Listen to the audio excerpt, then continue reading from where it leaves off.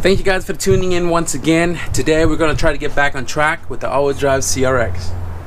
So if you guys have seen in Wednesday's video, I pretty much finished up the trailing arms. Both of them is 100% ready to go. Propane bushings are inserted. Disc has been installed. They're running freely. I'm going to be using the old pads for now, but I am going to change them out once these older pads clean up the rotor a little bit. I don't know, I'm just too lazy to take the rotor to go get spinned. They're 10 bucks each, when I can just let the old pads kind of clean up the surface a little bit, and then we'll buy some new pads when that's all said and done and the brakes are running 100%.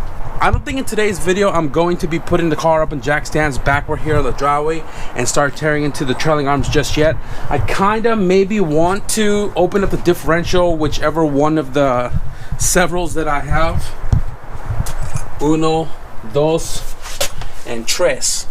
I'm gonna eeny meeny miny moe it, open it up, see if the bearings are good or any good, and if it's nothing too worn out, we'll use it as is, reseal it, and get that prepped for mock-up. And I'm also going to be pulling the axles out and going to O'Reilly's and maybe try to get some new boots and then change the boot out on I'm pretty sure all four is pretty bad. Change the boots on all four of the axles. I may also go to Sims Metal to go get some square tubing and some like flat sheets for reinforcement purposes, and just make sure I have everything on deck before I do put this car down and start on the all-wheel drive stuff. So tomorrow's Thursday. I should be getting my fuel cell. I got a 15-gallon. I didn't want to go overkill with the 20. Stock is like 11.9, and 15 is more than enough. It's the perfect size to fit in the trunk. And what I'm going to do with that is I'm going to bring the tank lower into the wheel well, so that way we can put a flat like board and still retain the trunk space. But we'll get more into that when we get to it. I also got to order a fuel pump, and I think I pretty much have everything to get this car all-wheel drive. Alright guys, so I went to the P.O. box earlier, and there are two giant packages in the car that I'm going to be unboxing before the night ends. And I'm back here at the house. Took one of the diffs that I had to choose between. But this one right here is the one that I showed in the last video with the stock upper mount and rear mount. I chose this one because the threaded holes for the bolts are not rusted and not stripped. The other ones aren't stripped either, but this one was sitting outside and had the bolts in it, so that means that the bolt holes didn't see the element. So when I go to thread it, when I mount it in place, I'm not gonna fight it, you know what I mean? So I chose this one just because of that reason, and the fact that this case is the most cleanest case compared to the other two. And as you can see, it's bone dry.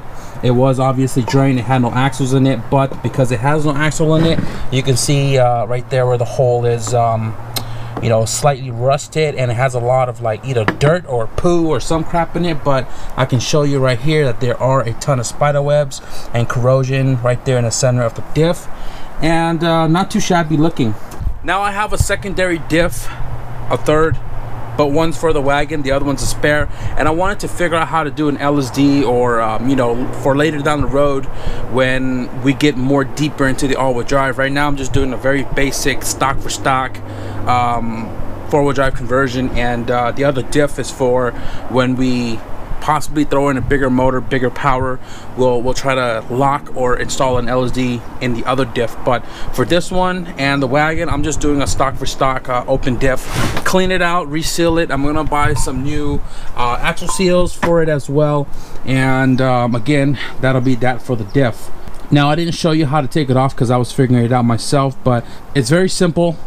Drain plug, drain fluids if you have fluids, and then all around the diff cover are 12mm bolts right here, right there, and give it a light tap with the hammer, a little pry bar, and this cover pops right out.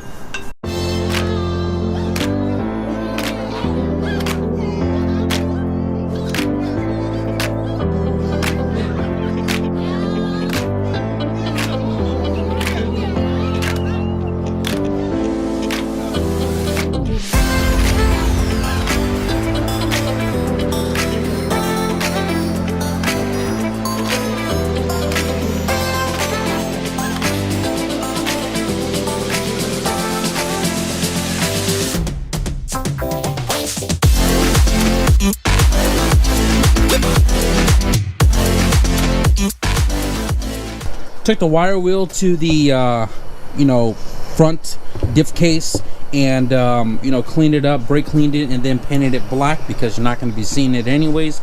And then the back cover, I'm actually going to be painting this cast aluminum. Now I was going to polish it, but you know, I'm not trying to spend too much time to polish this out, but I am going to paint it cast aluminum just to kind of give it that umph, you know, when people don't believe that, you know, it's four-wheel drive. I'm like, yo, just look under the bumper and you know, you'll see this nice cast aluminum rear diff cover. So got this all cleaned up, the needle bearings, everything, all the gunk that was in there cleaned up.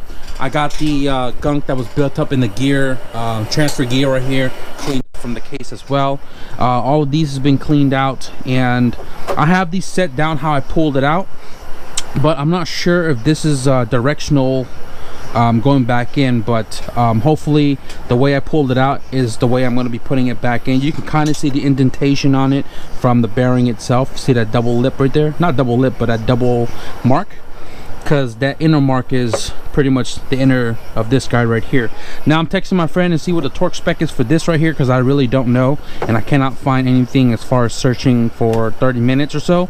And that's that for the diff. So I'm waiting for that to dry up. I'm gonna finish wire wheeling this up right here, and I'm gonna paint that, stick it there, let it dry.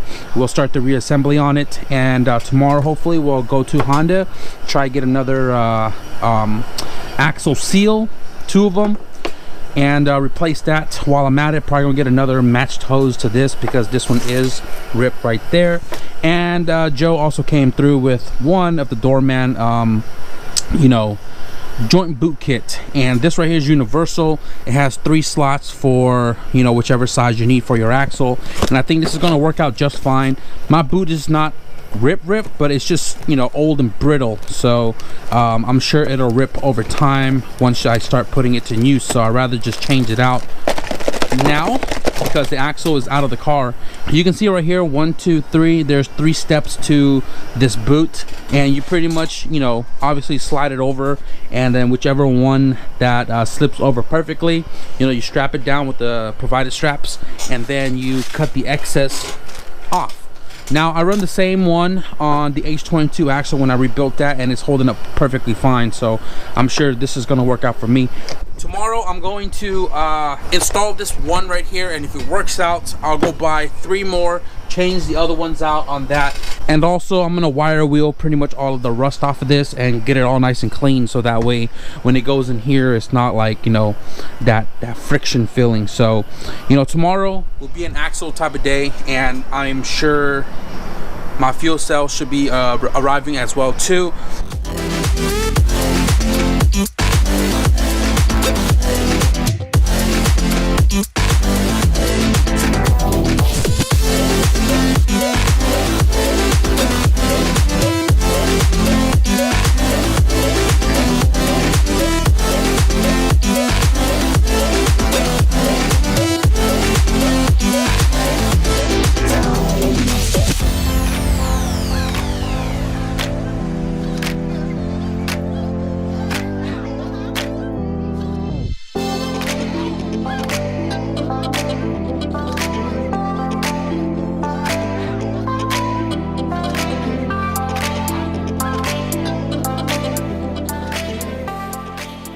Alright guys, so I got my table, tools, everything all put away, and here's the differential all sealed and pretty much ready to rock and roll. Just waiting for the axle seals, and this baby right here should be ready to put in some work.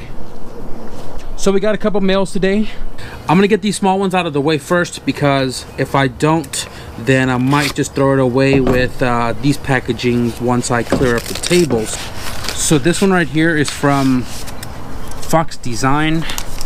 Oh yeah. So Fox Designs right here on Instagram. Shoot him a follow, link in the description below. He does decal, woodwork, and graphics. Right here we have an RT 4-wheel drive decal. This is perfect for the CRX. I'm not trying to make my car flashy like, hey, my car is 4-wheel drive, but this decal right here is gonna be perfect for the side windows, because when people look at it, they're gonna be like, holy shit, hold on a second, what's going on here? 4-wheel drive? No fucking way. Oh my god, it's 4-wheel drive. Ooh, you know what I mean? But low-key 4-wheel drive, this sticker is perfect.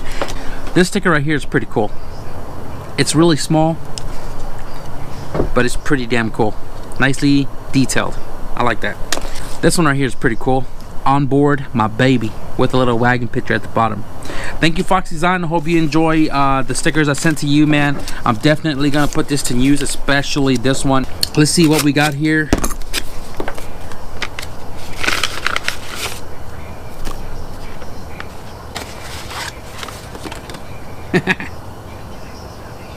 Underground styles, boys. I grew up in the body kit era, so I'd rock this sticker just because I have a lot of respect for it. Here we go. Yo, Dana, I thought you would like these. Have a great Christmas and Happy New Year's. I hope you enjoy yours with your family, man. Brandon from Extreme Daily Drivers. So the decals that we have here. Oh, wait. Okay, I didn't expect this one. What? Resto Tuner. Yo. That is dope. That right there is dope. Just because my car is red as well. And we have a hatch as well too. Peep it out. Thank you, Brandon, for these, bro. Oh man, forgot about this one. I'm gonna find a place for this somewhere, maybe on my toolbox or in my room. Utilize it. I utilize everything you guys give me, man, and I appreciate it. Thank you very much. Now I'm gonna do this big old package first because I have no clue what this is. What?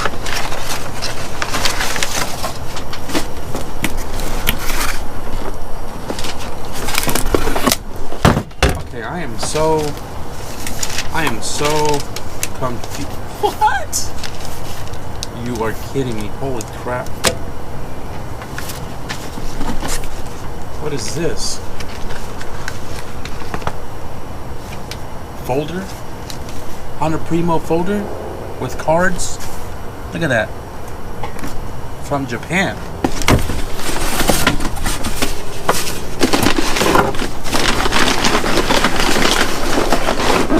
Oh shit. What?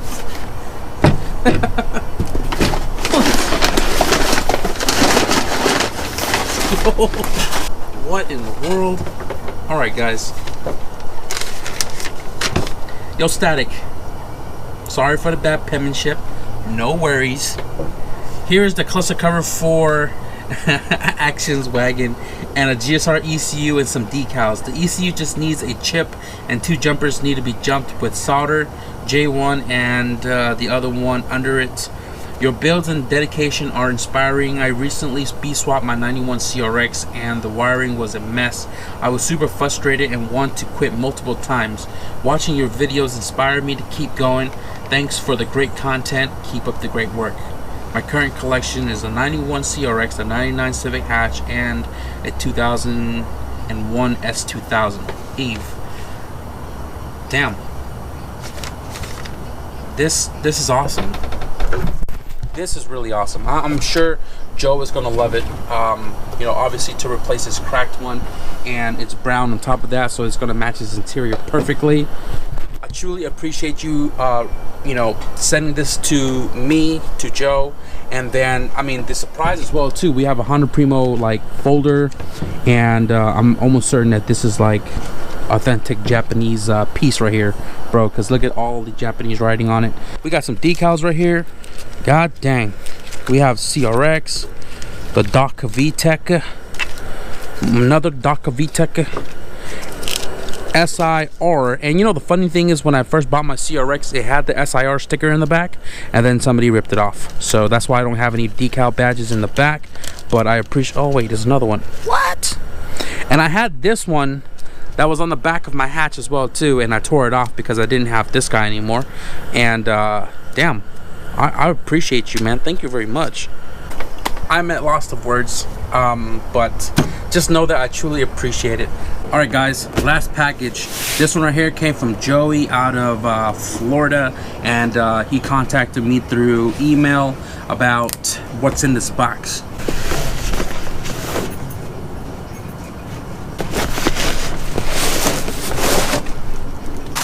Yo, check this out. This is a charger, okay? And it says Dell on it. Holy shit. Holy shit. Holy shit.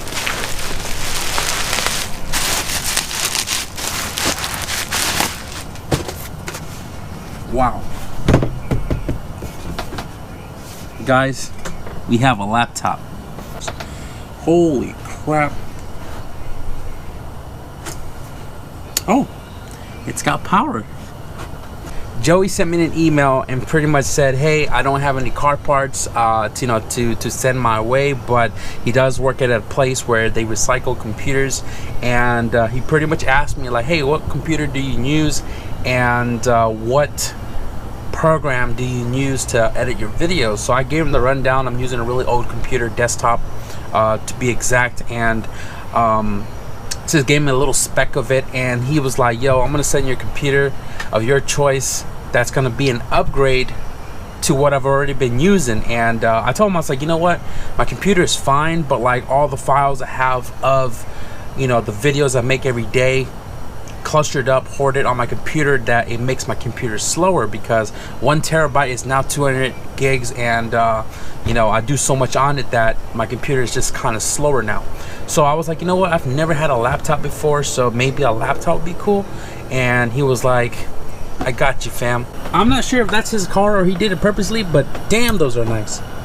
But he hooked your boy up right here with a laptop, and this is supposed to be faster than my desktop.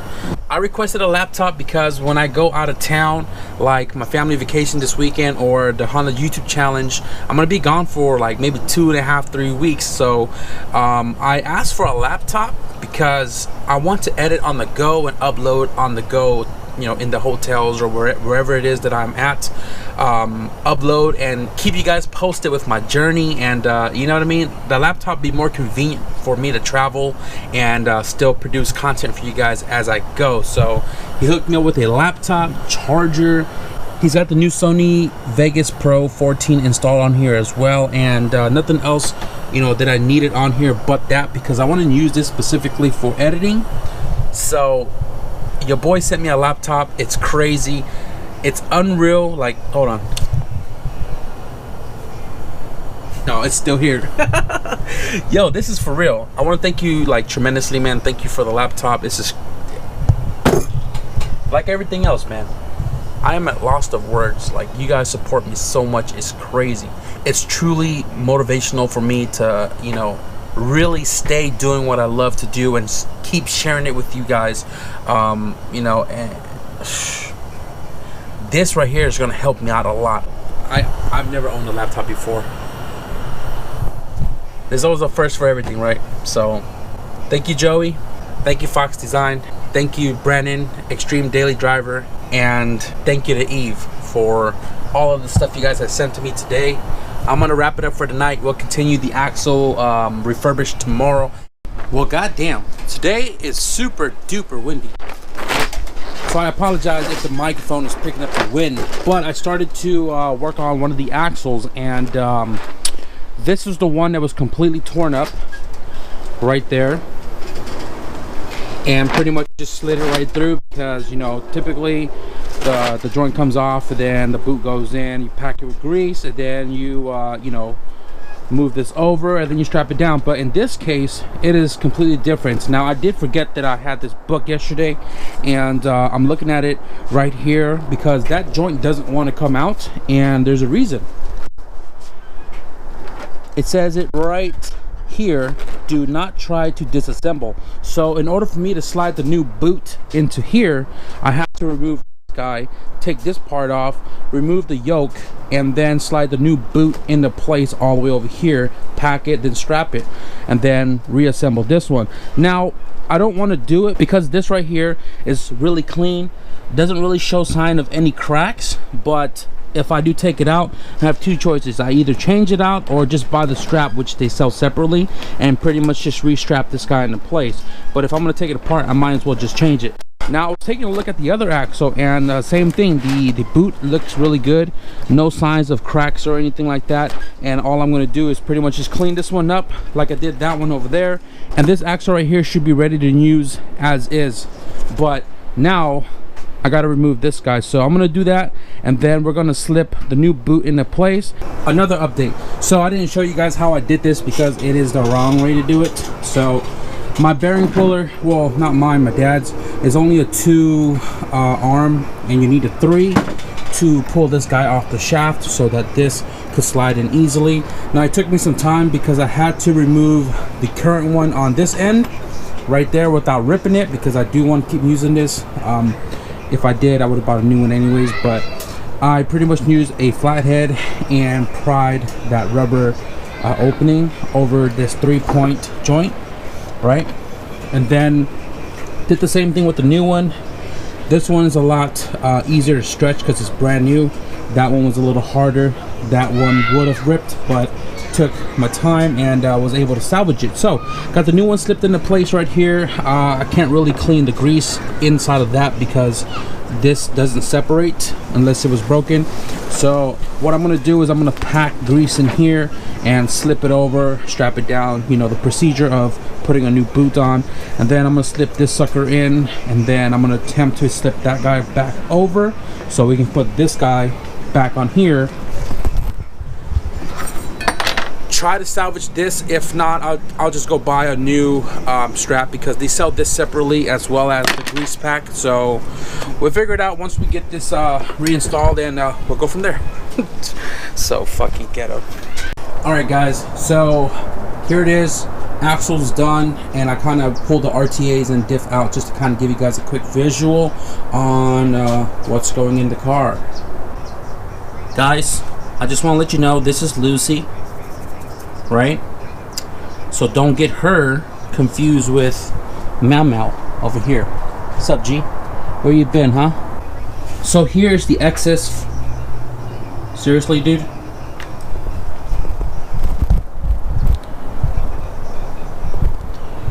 I'm just trying to make a video. Anyways, so this is the excess part of the boot, and the boot is universal.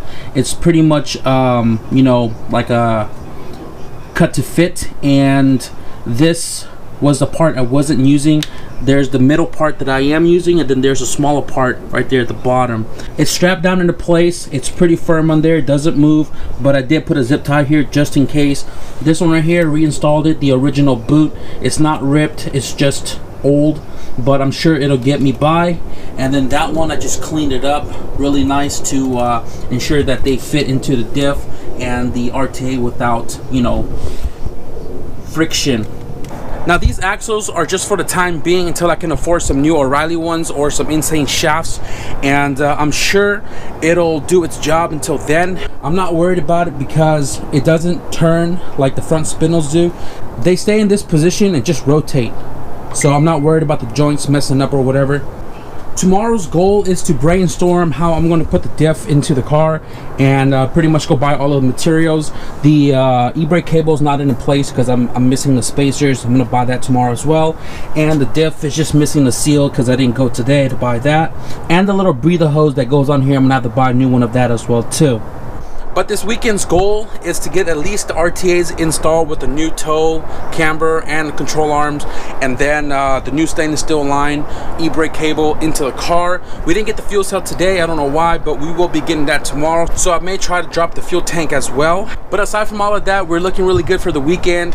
I'm pretty excited to really dig into the car and start this project, because once you start cutting, there's really like no turning back, you know what I mean? So I'm hyped. I hope you guys are too. But with that being said, I am going to end the video here. If you like today's progress, hit that like button. And if you guys want to pick up back with me on Monday, hit the subscribe button. Thank you guys for watching. Have a great weekend, and I'll see you guys in the next video. Peace.